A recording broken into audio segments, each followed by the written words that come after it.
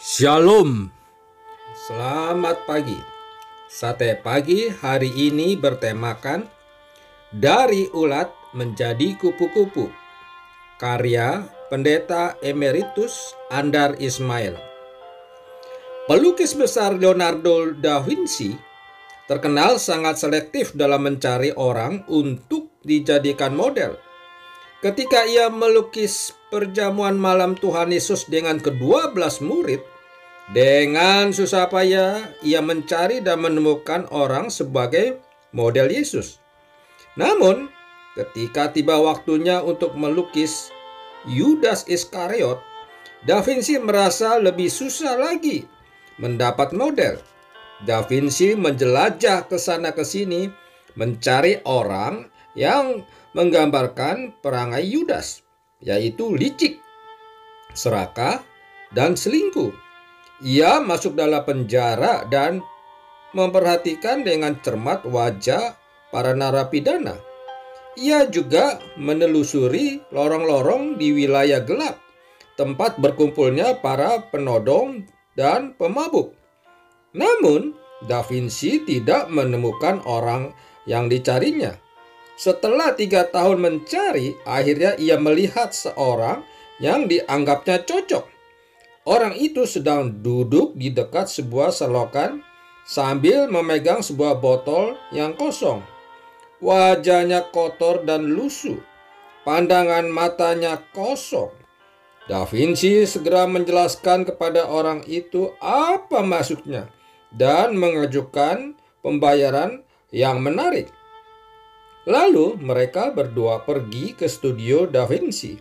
Dengan cepat Da Vinci menyiapkan peralatan lukisnya.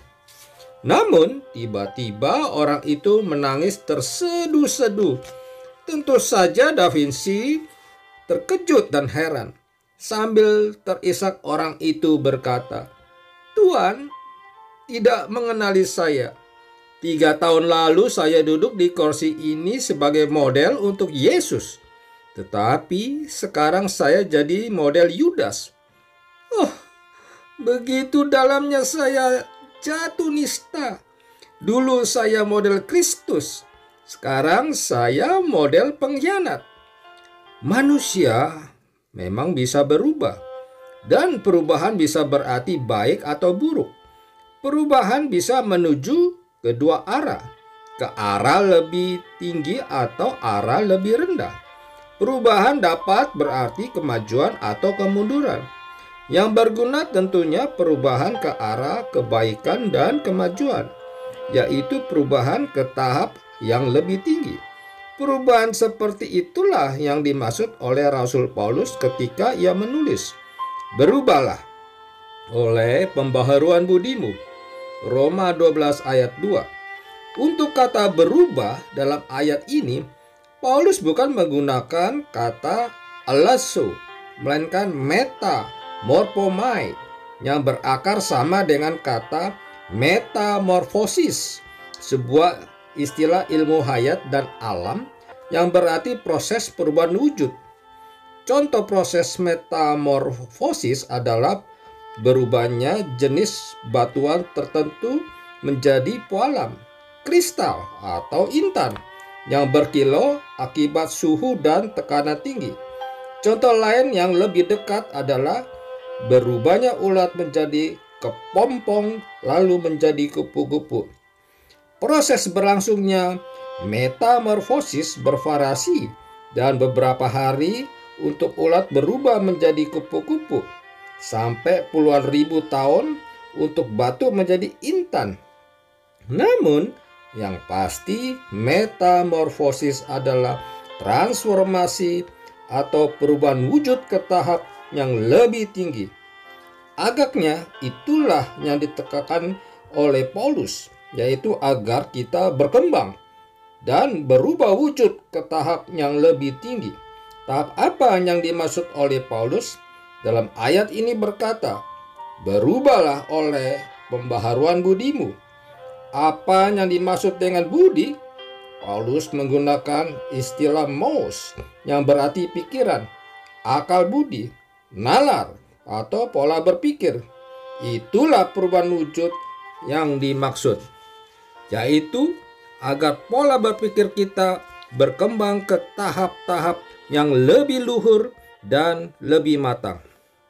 Masih dalam ayat itu juga Paulus menjelaskan hasil dari perkembangan tersebut, yaitu sehingga kamu dapat membedakan manakah kehendak Allah, apa yang baik, yang berkenan kepada Allah, dan yang sempurna. Pola pikir yang luhur dan matang memang mengarah pada menaati Allah dan mendatangkan kebaikan bagi orang lain. Hidup adalah metamorfosis. Tuhan memungkinkan kita berubah dan berkembang ke tahap yang lebih luhur. Metamorfosis adalah perubahan ke tahap yang lebih tinggi. Ulat yang semula menjijikkan, tidak enak dipandang, dan kerjanya hanya merusak daun, ternyata dapat berkembang menjadi kupu-kupu dengan sayap yang indah dan berwarna-warni, yang membantu penyerbukan dan yang turut menghias keelokan alam. Itulah indahnya hidup. Hidup bisa menjadi proses perubahan dan perkembangan, dari batu menjadi kristal, dari ulat menjadi kupu-kupu, dan juga dari pola berpikir Yudas menjadi pola berpikir Kristus, bukan sebaliknya. Amin. Mari kita berdoa. Bapa Surgawi, ajarilah kami agar kami tetap konsisten mengikutimu, agar kami tidak jatuh lagi ke dalam dosa. Ampunilah ya Tuhan kesalahan kami. Dalam nama Tuhan Yesus kami berdoa. Amin.